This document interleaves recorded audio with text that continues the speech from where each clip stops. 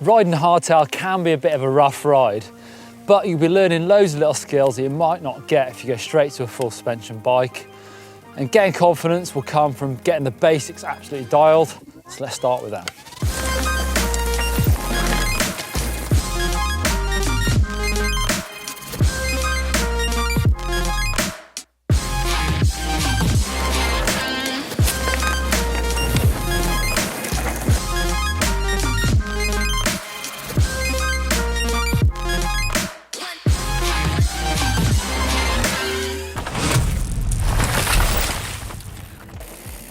Now, hardtails are great. They're super simple, they're really versatile, you can ride pretty much anything on them. Responsive bikes, but also they're cheap. So often it's the bike that many of us start riding on when it comes to getting into mountain biking. But there's no hiding bad technique on a hardtail.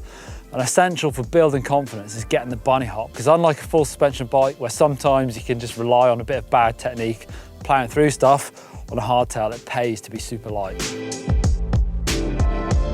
Now, the first place many of us learn how to bunny up hardtail is on the street trying to go up curbs. I guess we'd probably start off with just doing a front wheel lift and then slamming the back wheel in.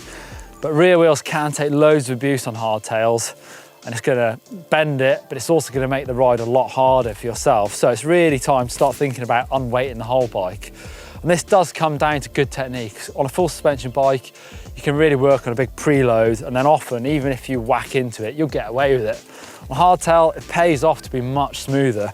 It's really about getting your hips moving around the bike, so down and back to lift the front wheel, and then standing up and forward and scooping with your flat pedals to get the rear wheel up and over this. So why is that key for building confidence on a hardtail? Well, it really means you can open up the trails that you do. You can start riding rougher stuff, knowing that in the back of your head, if you really get something gnarly, you can just hop over it. But also when it comes to jumps, it really is the key for making height on jumps and jumping properly. So riding those smooth, fast single tracks on a hardtail feels so good. It feels really fast, just that really direct feel of the bike. But when it comes to riding rough, more technical stuff, line choice is everything, because things like punctures and crashes are going to start to happen if you don't get clever about picking your line. So this section is quite fast, but I'm also dealing with sort of undulating terrain, some roots and some rocks. There's two different ways I can think about getting through this nicely on a hardtail.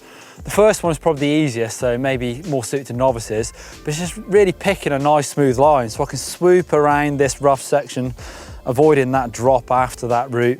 And then again, around this next left-hander, I've got an off-camber route, some rocks, kind of technical, so I can just swoop around. Also a good technique for really saving yourself from getting super tired. If this is a long downhill section or you've been for a big ride out, I'm just really going to save energy swooping around these things. Option two is now bringing in that bunny hop that hopefully you've nailed. I can just straighten up this track and go over the most technical bits. It's going to be the quickest line because it's the straightest. Your line choice will always improve with experience, so really try and analyse the trail and look ahead. It's good to practice your bunny hop somewhere nice and smooth and safe, not on a technical trail. So hardtails are super versatile. You can ride cross-country, dirt jumps, trials, street, downhill. Yes, you might be faster downhill on a full suspension bike, but you can still do it on a hardtail.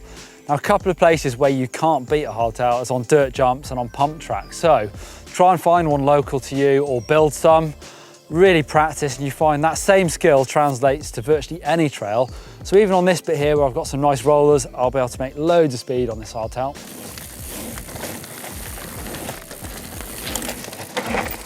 So how's pumping going to help your confidence? Well, it goes from fighting a trail and getting battered by a trail to trying to use it to your advantage. So using it to make speed, but it also means you don't have to pedal quite so much. So that makes it smoother, there's less risk of whacking your pedals onto the floor. So big jumps and drops are absolutely doable on a hardtail. It's just really important that you try and nail the landing, so try and get them perfect as possible.